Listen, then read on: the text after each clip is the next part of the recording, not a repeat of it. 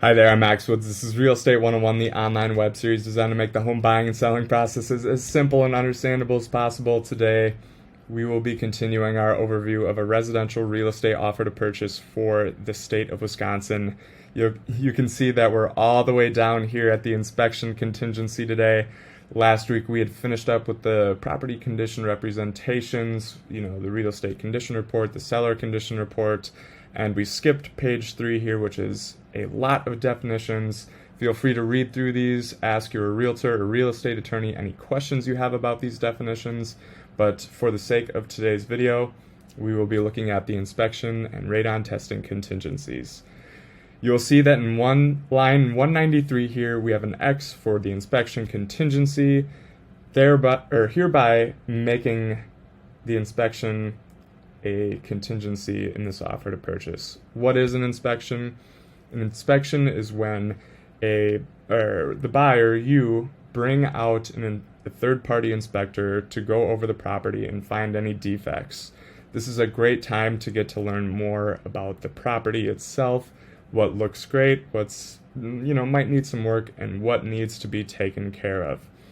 You'll see that in line 197 here, you have a spot for additional inspections. So your inspector is going to have, a great understanding of a lot of things that go into a property, but they may not be experts in every field. And if you already know about, electrical problems, plumbing problems, HVAC problems, down here we have swimming pool, roof, foundation, chimney, etc. That is a place that you can put in these professionals to make them a part of this inspection contingency if you know about them beforehand. Down on line 206, you can see that we have 15 days in there. It's 15 if left blank. This is your time to get that inspector or inspectors out to the property, get the report back, and then report back to the seller. Are there things that you would like to have done in order to satisfy this contingency? Down here we have the right to cure. You can either let the seller cure these defects, or maybe they don't have the right to do that. They have within 10 if left blank days after getting that delivery of documents stating the defects that you would like to have cured in order to do that. You have some more definitions down here, like it needs to be repaired or remedied in a good and workmanlike manner. And, just stating that the seller has to deliver notice or receipts back to you when this work is completed. There are many things that go into this inspection contingency and many strategies that can be taken depending on where the market is in your area. Make sure you are asking your buyer agent a lot of questions about this contingency. It protects you greatly. So, just feel free to ask questions there. Down below, we have the radon testing contingency. For those who don't know, some areas in the U.S. have higher levels of radon than others. Radon is a radioactive gas that is naturally occurring.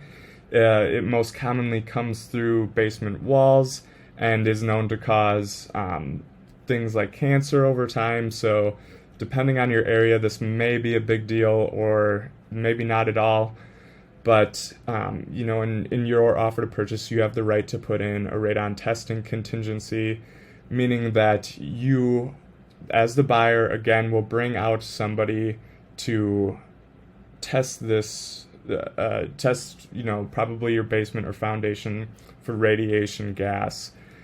This can be done by an inspector, or it can be done by somebody separately. More often than not, it is going to be, another expense for you to take. But if this is something that's important to you, it's definitely something that you should be putting in your offer. Just because you can. Down here we have the right to cure again. Does the seller have the right to cure this problem, put in a radon mitigation system, or take some other alternative action?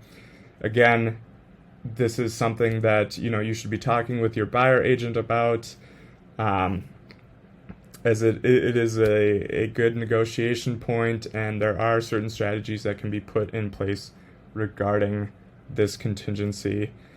Next week, you can see where I'm teasing you a little bit with the financing commitment contingency. Another great part of the offer to purchase. It has to do a lot with your lender. So we'll be covering that to the best extent that we can next week. If you have any questions or would like for me to go in depth on anything in the offer to purchase, please let me know. Leave a comment below or send me a message. I'd be happy to answer any questions you may have. I'm Max Woods. This is Real Estate 101. Thank you for watching.